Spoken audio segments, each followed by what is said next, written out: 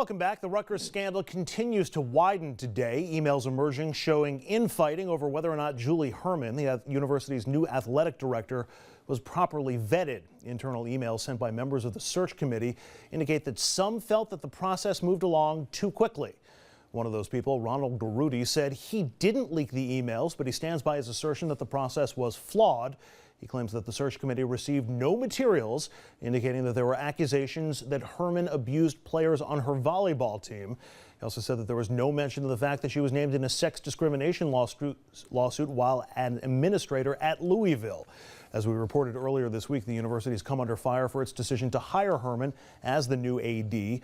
Herman's hiring supposed to signal a break from Rutgers' painful recent past. You'll recall that back in April, the men's basketball coach, Mike Rice, fired after this video surfaced, showing him assaulting his players and spewing homophobic slurs at them.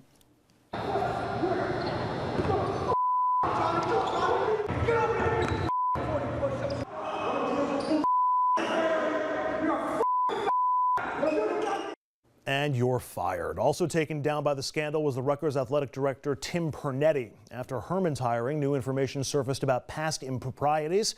Herman accused of exhibiting behavior similar to Mike Rice's while she coached the University of Tennessee's women's volleyball team. She quit as the volleyball coach at Tennessee 16 years ago after her players submitted a letter complaining that she ruled through intimidation, humiliation, and emotional abuse. In the letter, which was signed and submitted by all 15 team members, the players wrote, quote, "The mental cruelty that we as a team have suffered is unbearable." Many questions have arisen out of the scandal, like should Governor Christie get involved or have been more involved?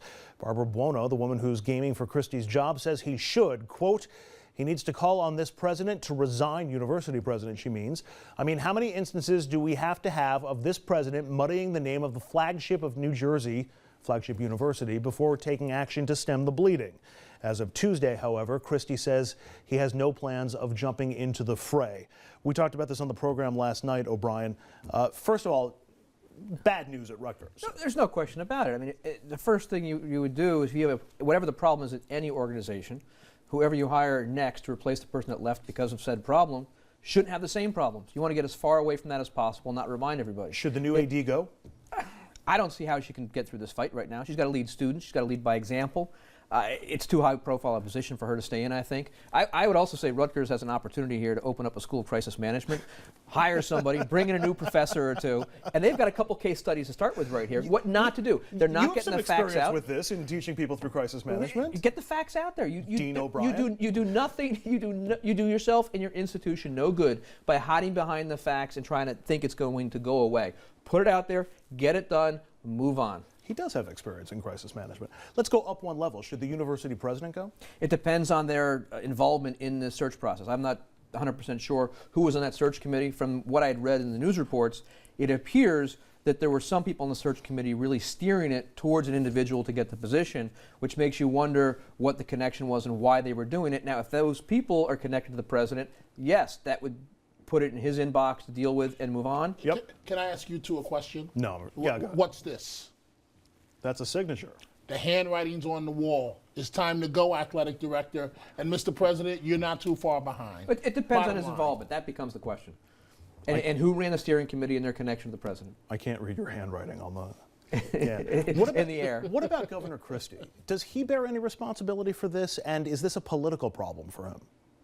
I think anything in the public is a political problem, no matter what it is when you're in politics, especially in an election year. When your opponent is trying to call you out on it, yes. But remember, this is a man who speaks his mind and who leads. And he's doing what's best for New Jersey right through this whole election. Well, how is he leading on this one? Well, I think part of this leadership, don't forget, it's much like many governors do with their state institutions. They let the trustees deal with it the way they need to and try to not politicize it.